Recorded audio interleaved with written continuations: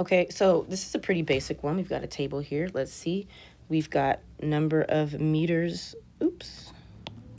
Number of meters she walked during several time intervals. How fast was she walking? Meaning, what is her rate of change? Okay. We have our X, which is time. We have our Y, which is distance. You're going to pick two of these points, any two you want. I'm going to pick 500 and 1,000 because those are easy numbers for me to use. So I'm going to call this X1, Y1, X2, Y2. When I plug it in, let me write this out for you so you know what I'm doing. This is the slope formula. Please memorize it. So I have 1,000 minus 500 over 7 minus 3. I get 500 over 4. 500 what? 500 meters and 4 minutes, okay? That's not a unit rate. I need this denominator to be 1, so I'm going to divide both of these by 4. 4 goes into 5 once, 4 goes into 10 twice, so 125 over 1. And again, this is meters per minute, so nope. 500 over 3? No. If it said 500 over 4, that would have been correct.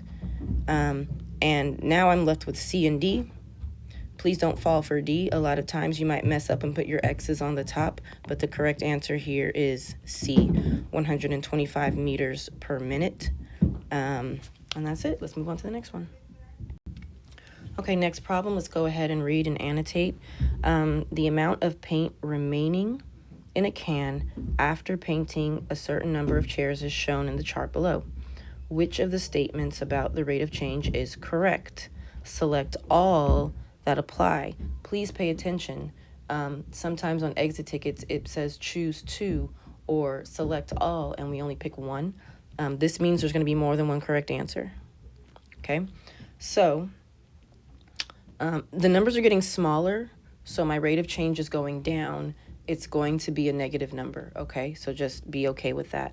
I'm just going to go ahead and pick the first 2 points, X1, Y1, X2, Y2.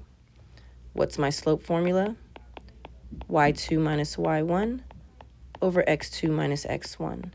Let's just plug these in. Y2 is 98 and Y1 is 128. Remember, it's got to be negative because the paint is decreasing. X2 is 2, X1 is 1. So 90 minus 128, I can't do that, so I'm going to flip it around. 8 minus 8 is 0. 12 minus 9 is 3, but it's negative.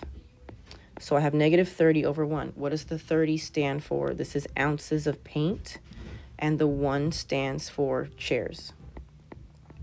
So for every chair that I paint, I lose 30 ounces of paint. That's what this means. I've decreased by 30 ounces every time I paint a chair. So which of these answer choices are true?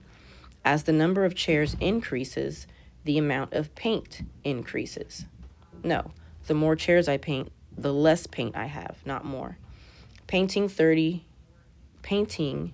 uses 30 ounces per chair. Absolutely, that's what this means. So B is correct. The rate of change is negative 30.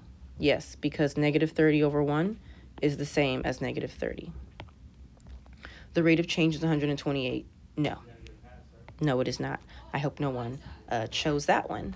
All right, I think we have 1 or 2 more.